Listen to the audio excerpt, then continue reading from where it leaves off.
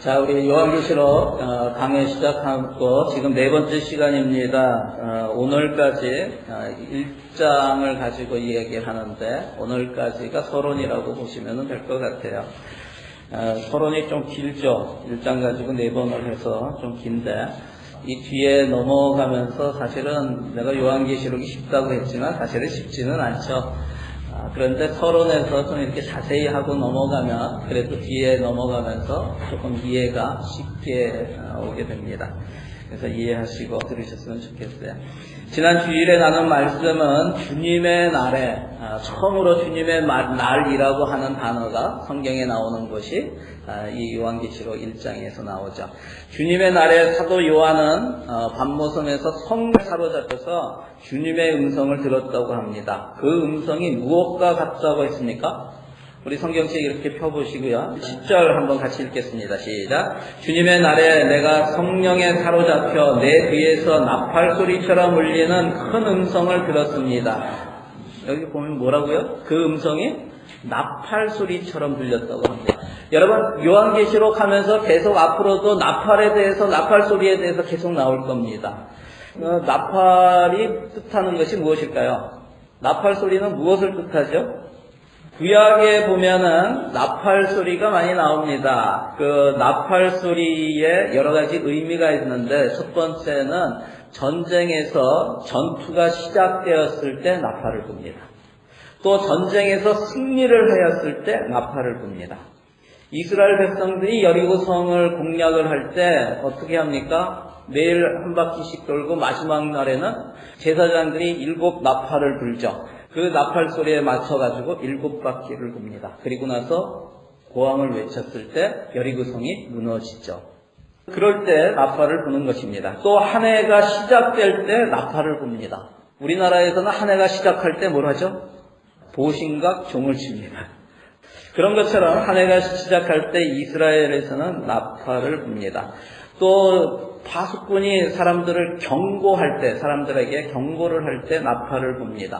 또 중요한 일이 있어서 백성들을 한자리에 모이게 할 때 나팔을 붑니다. 이런 여러 가지 일에서 나팔을 붑니다. 그런데 나팔 소리가 의미하는 가장 중요한 것이 있어요.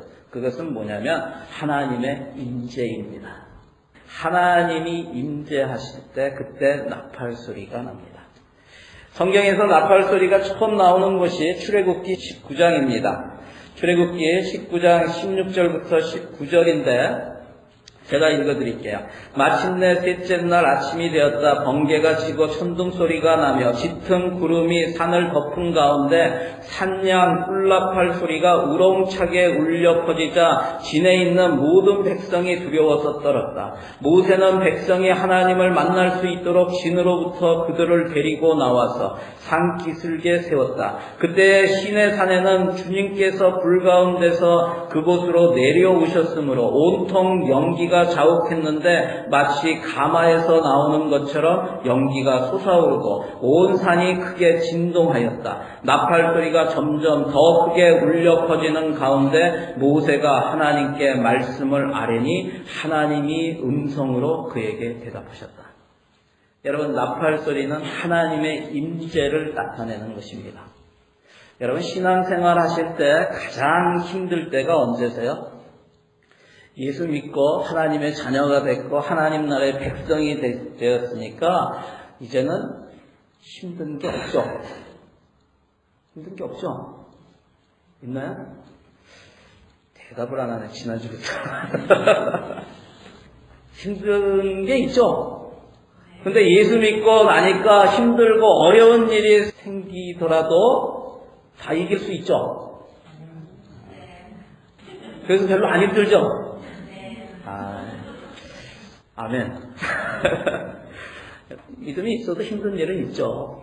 그렇지만 믿음이 있기 때문에 예전에 믿지 않았을 때 겪었던 그런 어려움과 비교할 때 우리가 그런 어려움들을 이겨나갈 수 있죠.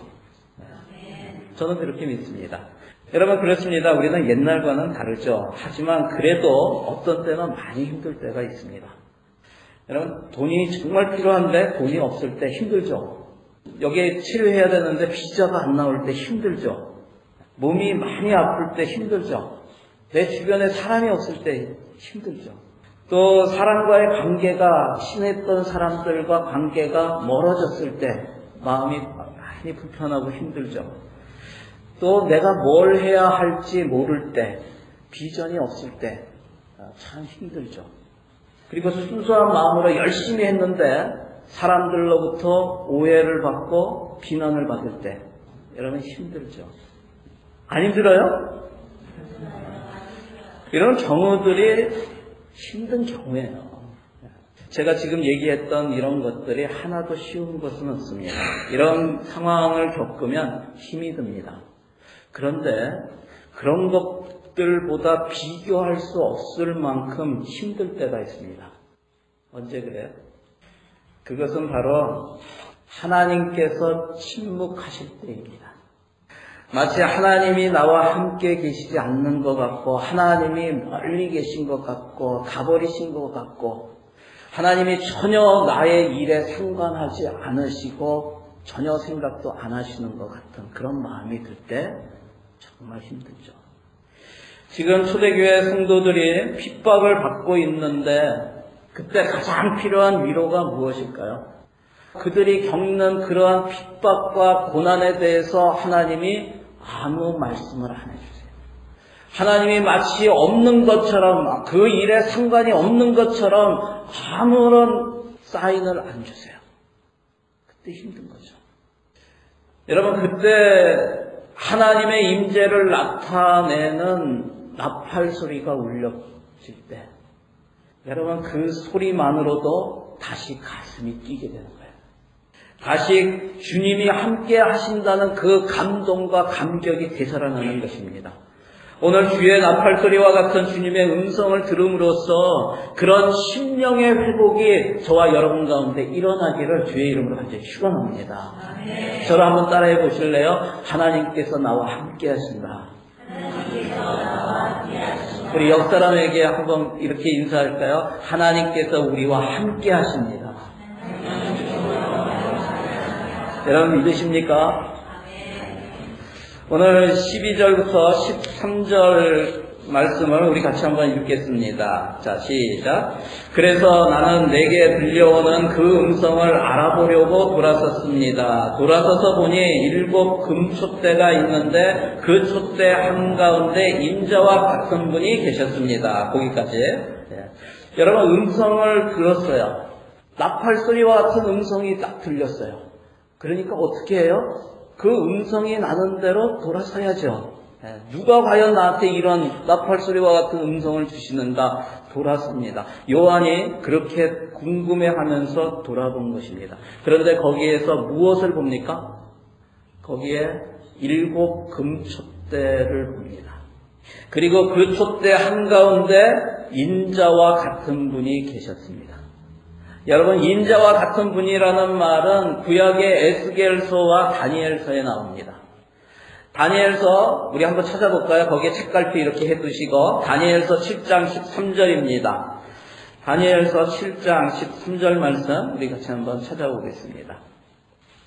제가 오늘 다니엘서를 한 2번 정도 찾을 거예요. 그러니까 거기에다 또 거기도 책갈피 해놓으세요. 자, 다니엘서 7장 13절 말씀 우리 같이 한번 읽겠습니다. 시작. 내가 밤에 이러한 환상을 보고 있을 때 인자 같은 이가 오는데 하늘 구름을 타고 와서 옛적부터 계신 분에게로 나아가 그 앞에 섰다. 아멘. 여러분 다니엘이 환상 가운데 본 분이 바로 인자 같은 분이라고요. 그리고 그분이 어떻게 오셨다고요? 하늘 구름을 타고 와서 하나님 앞에 섰다고 합니다. 여기 보면은 하늘 구름을 타고 온다는 구절이 요한계시록 우리 봤던 7절에도 나오죠. 7절에 보면은 보아라 그가 구름을 타고 오신다 이렇게 돼 있죠. 여러분 구름을 타고 온다는 말은 이게 동양적인 정서에 쉽게 이해되는 표현이기 때문에 이걸 쓰는 것 같아요. 저도 어렸을 때 구름을 타고 다니는 꿈을 많이 꾸고 그런 생각을 많이 했거든요. 그러니까 어떻게 하면 구름을 탈까? 제가 왜 그런 생각을 많이 했을까요? 옛날부터 들은 이야기들이 많죠. 옛날에 뭐 신령, 산신령들 하면은 구름 타고 다니고, 특히 어렸을 때부터 읽은 책에 또 들은 이야기 중에 구름 타고 구름을 잘 타는 사람이 있죠. 사람은 아닌데. 예? 누구죠? 예. 그 손오공이라고 예, 원숭이죠. 그런데 하필 성이 손실해가지고 제가 그래서 어렸을 때부터 별명이 손오공이라는 별명을 많이 가졌어요. 좀 닮지 않았어요? 내가 여기 좀 한번 그리고 나올 걸 잘못했네. 예. 여러분, 그런데 예, 구름을 타고 온다 하는 것은 동양적인 사고에서 너무 쉽게 이해되기 때문에 그래요. 그런데 사실 여기에 구름을 타고 온다, 보아라 그가 구름을 타고 오신다 할 때 그 타고라고 번역된 헬라어 원어가 뭐냐면 메타라고 하는 전치사예요. 메타라고 하는 전치사는요, 영어로 하면은 with라는 뜻이에요. 뭐뭐와 함께라는 뜻이에요. 그래서 구름과 함께 오신다는 거예요. 나팔 소리가 하나님의 임재를 나타내고 또 구름도 하나님의 임재를 나타내죠. 그래서 구약에 보면은 구름 기둥이 나오고 하는 것이 하나님의 임재를 나타내는 거예요. 예, 여기 보면 인자라는 단어가 있는데 이 인자라는 단어는 영어로 하면은 a son of man입니다. 사람의 아들이라는 뜻입니다. 그러면 여기에 사람의 아들들이 있죠. 보니까 한 반 정도는 사람의 아들인 것 같아. 예, 그러면 그 사람들 다 인자입니까? 여기에서 나오는 다니엘서나 여기 계시록에 또는 에스겔서에 나오는 인자라는 말은요, 그냥 사람에게서 죄 가운데 태어난 일반적인 사람의 아들을 이야기하는 것이 아닙니다. 특정한 분을 얘기하는 거예요. 그래서 사람 가운데서 나신 참 사람을 이야기합니다. 그래서 이것은 성경에서 인자라고 할 때는 메시아를 의미하고 또 마지막 때 심판주로 오실 분을 지칭하는 것입니다. 누구죠? 예, 예수 그리스도를 지칭하는 그 호칭이 인자를 얘기합니다. 그래서 요한은 돌아서서 본 예수님의 모습을 구체적으로 13절 중간부터 16절까지 기록하고 있습니다. 우리 같이 한번 읽어볼까요? 그는부터 13절부터 16절까지 같이 읽겠습니다. 시작. 그는 발에 끌리는 긴 옷을 입고 가슴에는 금띠를 띠고 계셨습니다. 머리와 머리털은 흰 양털과 같이 또 눈과 같이 희고 눈은 불꽃과 같고 발은 풀무불에 달구어낸 노새와 같고 음성은 큰 물소리와 같았습니다. 또 오른손에는 7뼈를 쥐고 입에서는 날카로운 양날칼이 나오고 얼굴은 해가 강렬하게 비치는 것과 같았습니다. 아멘. 지금 나팔 소리와 같은 음성을 주시는 그 인자 같은 분이 서 있는데 그분 예수 그리스도를 그분의 모습을 자세하게 그리고 있는 거예요. 왜 예수님의 모습을 이렇게 자세하게 설명을 할까요? 예수님이 공생의 시작을 하시면서 요한은 어부였다가 예수님께서 너를 사람 남는 어부로 내가 키우겠다 하면서 예수님의 제자로 부르신 사람이에요. 그리고 나서 예수님의 가장 사랑받는 제자였고 예수님이 십자가에 죽으실 때까지 함께 있었습니다. 그리고 나서 예수님이 부활하시고 다시 승천하셔서 하나님 우편으로 하늘로 올라가시면서 헤어지게 된 거죠. 3년 동안 예수님과 함께 있는 동안에 보았던 예수님의 모습과 지금 나팔 소리와 같은 음성으로 7 금축대 한가운데 서 계시는 예수님과는 그 모습이 좀 다른 거예요. 여러분, 지금 많이 다른 거예요. 사람이 다르다는 것이 아니라 다른 분이라는 뜻이 아니라 그 모습이 다르다는 거예요. 처음에 이 땅 가운데 우리의 죄를 대신해 주시기 위해서 이 땅에 구세주로 오신 예수님, 그분은 서퍼링, 고난받는 메시아로 오셨어요. 고난받는 메시아로 오신 그 예수님의 모습과 이제는 하나님 우편에 계시다가 이 땅 가운데 심판의 주로 오시는 그 마지막 때에 다시 오실 예수님의 모습은 완전히 다르다는 거예요. 여러분, 예수님의 모습이 어떻게 나와 있습니까? 여기에 나와 있는 예수님의 모습을 나타내는 모든 단어 하나하나가 깊은 뜻을 갖고 있어요. 그런데 오늘은 제가 초점을 맞춘 것이 거기에 맞춘 것이 아니라 7별과 7 금촛대와 그 한가운데 서 계신 예수 그리스도와의 관계에 대해서 지금 얘기하려고 해요. 그래서 오늘은 여기 예수님의 모습에 대해서는 간단하게 설명하고 넘어갈게요. 먼저 거기에 보면은 예수님이 모습에서 예수님이 긴 옷과 가슴에 금띠를 띠고 있다고 합니다. 이것은 구약에 보면 대제사장이 입었던 옷이에요. 예수님은 대제사장으로 이 땅 가운데 오시는 분이에요. 또 흰 머리와 흰 머리털에 대해서 얘기합니다. 이것은 하얗다는 것은 하나님의 영광을 나타냅니다. 그리고 하얀 것은 순결을 나타냅니다. 거룩함을 나타냅니다. 불꽃 같은 눈이라고 하는 것은 어떤 눈일까요? 제가 제 눈을 보면 사람들이 많이 얘기하죠. 목사님 왜 눈이 그렇게 새빨개요? 불꽃 같죠, 제 눈이. 예. 그런 눈이 아니라 예수님의 불꽃 같은 눈이라고 하는 것은 사물의 본질과 사람들의 마음까지도 깨뜨려 보시는 그런 예수님의 정확한 통찰력을 얘기하는 거예요. 여러분, 사람의 눈은 적당히 속여 넘길 수 있습니다. 그러나 그 어떤 속임수로도 하나님의 눈은 속일 수 없습니다. 우리 옆에 있는 분에게 이렇게 이야기를 해볼까요? 날 속일 수는 있어도 하나님을 속일 수는 없어요.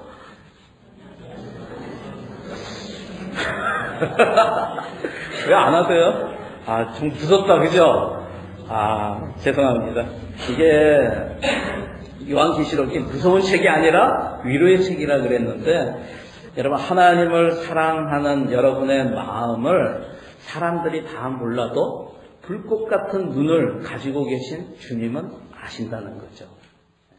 다시 이렇게 인사할까요? 당신의 마음 주님이 아십니다. 이렇게 인사합시다. 이것도 좀 잘해야 돼요. 당신의 마음 주님이 아셔. 이러면 이거 무서운 말이죠. 다시 할까요? 부드럽게 하나님을 그래도 사랑하고 이 땅 가운데 어려운 가운데서도 주님을 쫓아가려고 하는 그 마음을 위로하는 마음으로 우리 다시 한번 인사합시다. 당신의 마음 주님이 아십니다. 할렐루야. 아멘. 여러분 위로가 되시기를 바랍니다.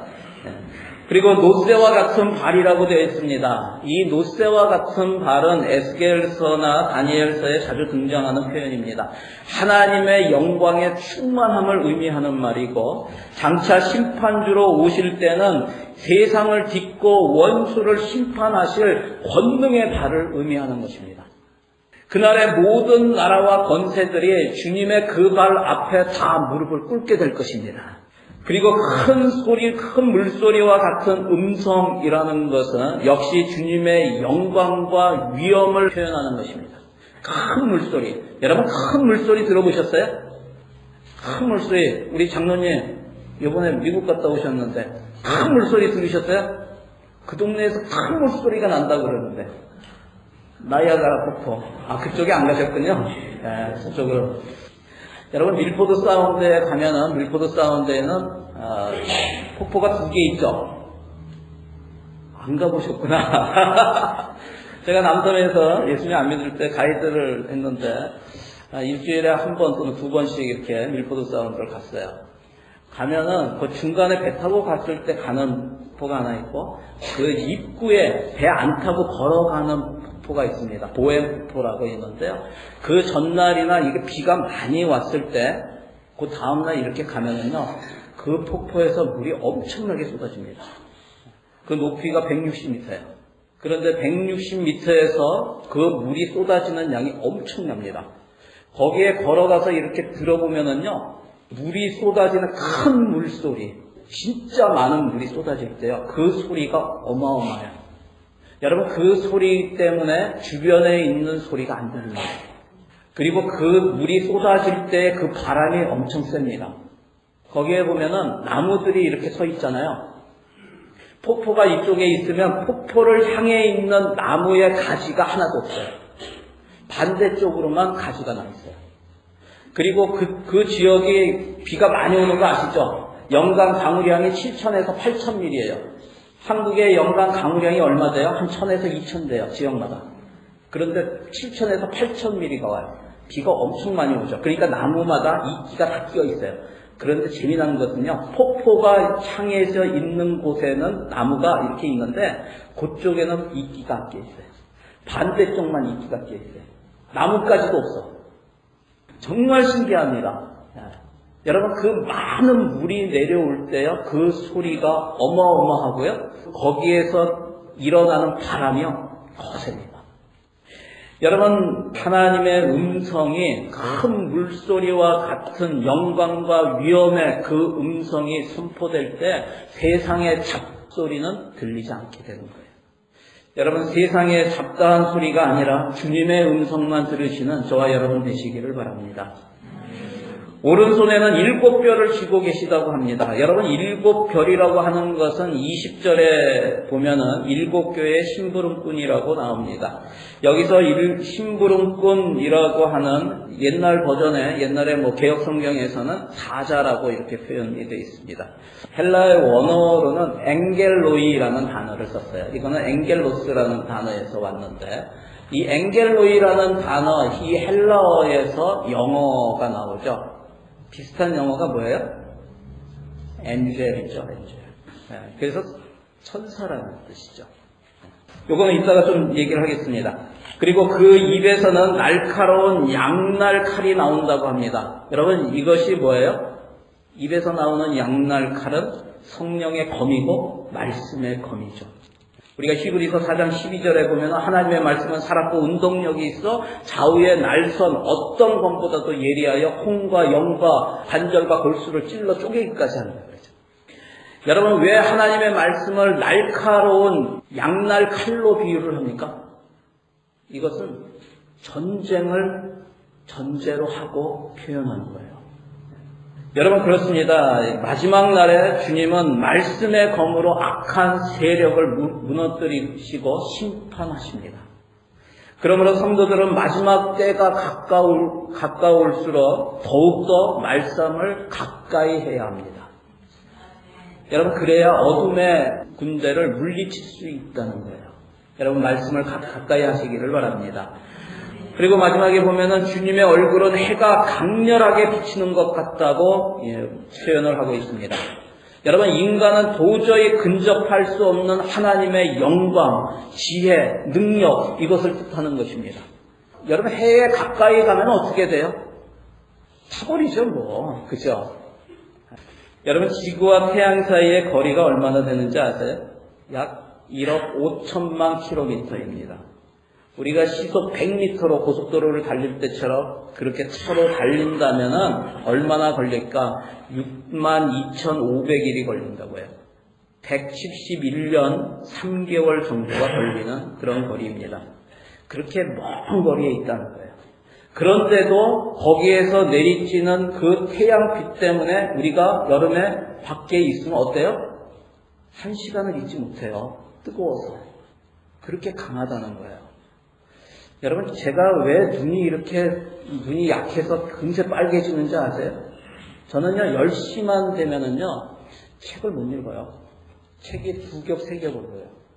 이렇게 컴퓨터 화면도 못 읽어요. 핸드폰도 못 봐요.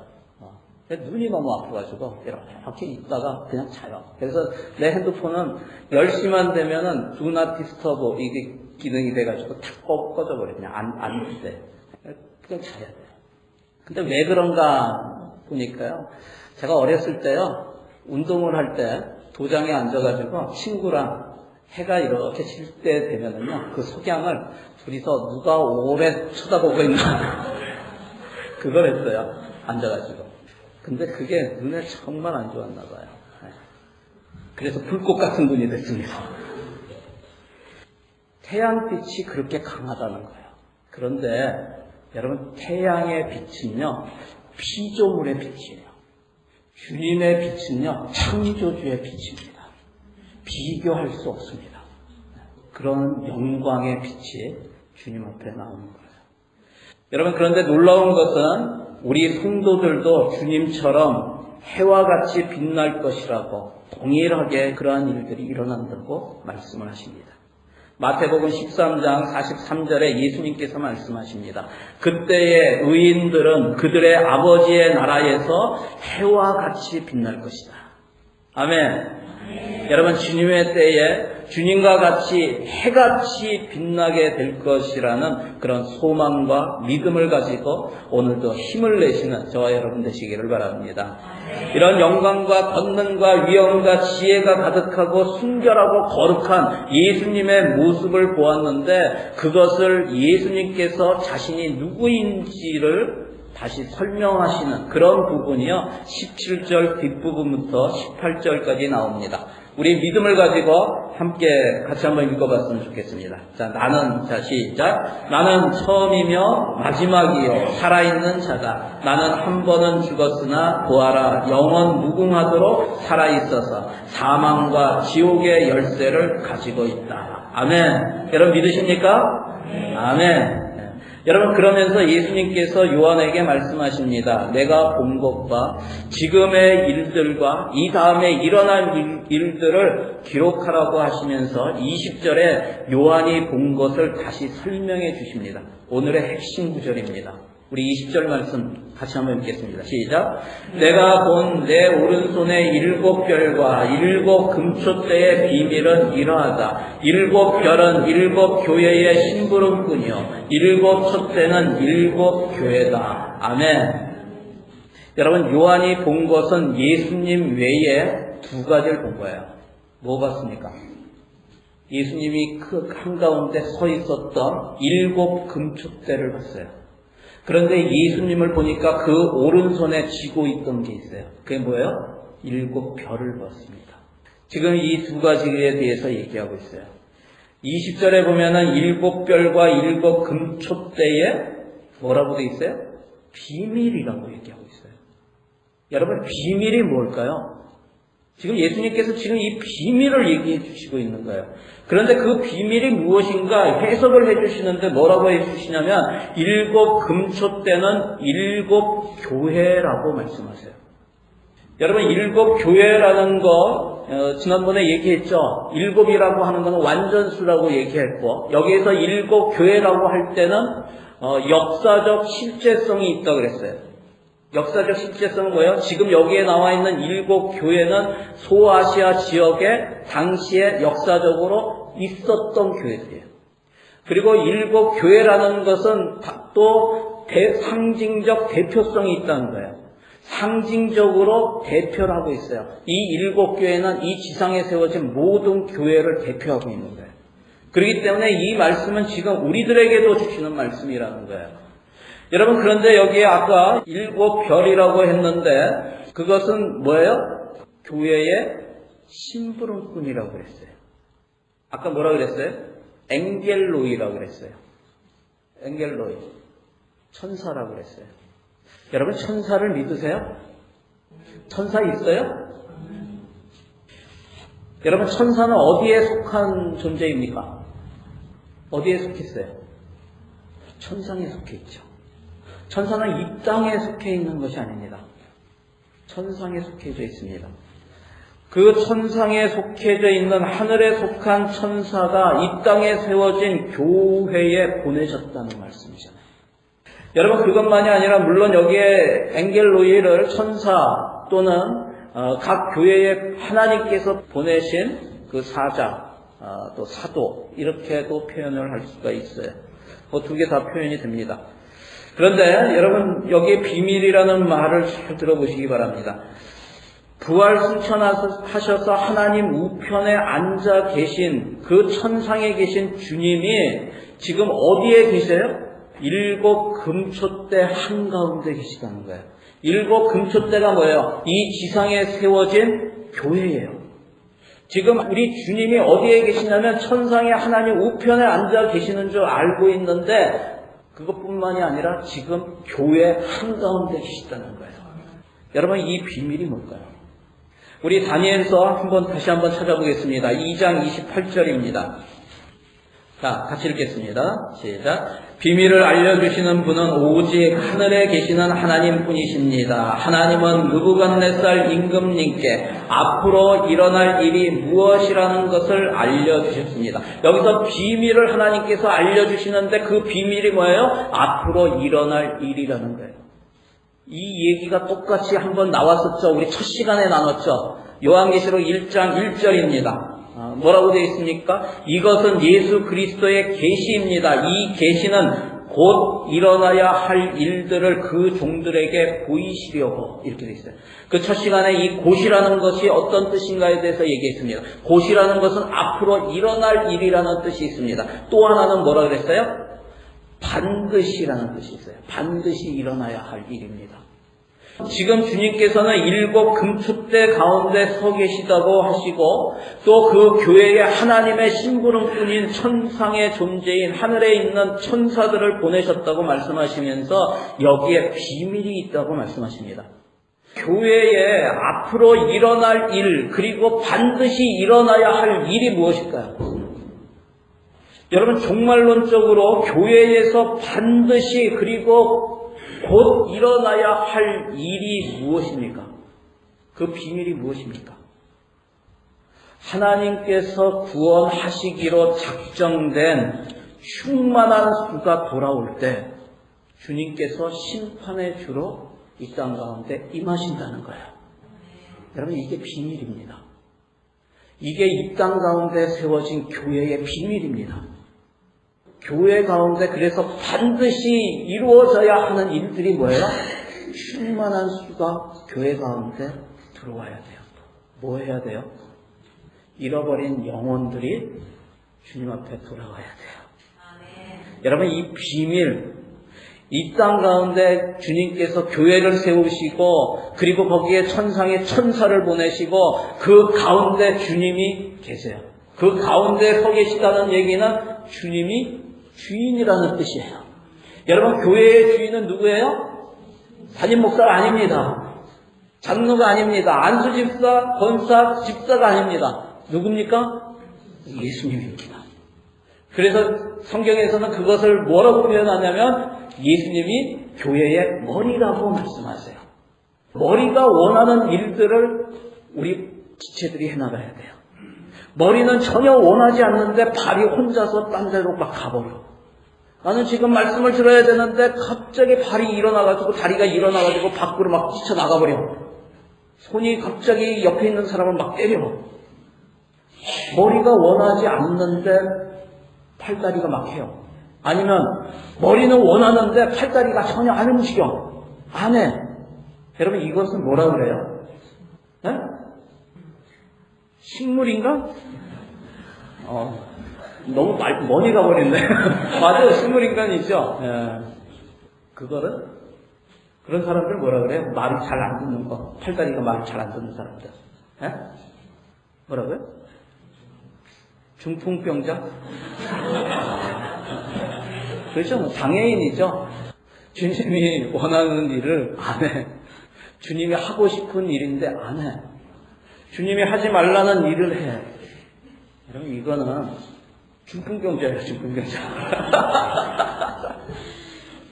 여러분 오늘날 교회가 이런 중풍병자 장애인들이 식물인간이 되어가고 있지는 않은가 한번 생각을 해봐야 돼요. 우리가 교회에 나오면서 이 땅에서 복받고 편안하게 살고 문제가 해결받는 정도의 교회만을 원한다고 한다면 우리에게 장애가 있는 겁니다. 우리 교회는 중풍병자입니다. 여러분 만일 그렇다면 주님께서 말씀하여 주시는 비밀을 모르고 있는 거예요. 우리 골로새서 4장 3절 말씀 마지막으로 이것만 하나 찾고 말씀을 마치려고 합니다. 자, 같이 읽겠습니다. 골로새서 4장 3절 말씀 같이 읽겠습니다. 시작. 또 하나님께서 전도의 문을 우리에게 열어주셔서 우리가 그리스도의 비밀을 말할 수 있도록 우리를 위해서도 기도하여 주십시오. 나는 이 비밀을 전하는 일로 내려 있습니다. 아멘. 여러분 그리스도의 비밀이 무엇입니까? 잃어버린 영혼을 구원하는 일입니다. 여러분, 비밀이라고 계속 얘기하다가 내가 전도하는 일이다, 영혼 구원하는 일이다 하니까 김 빠집니까?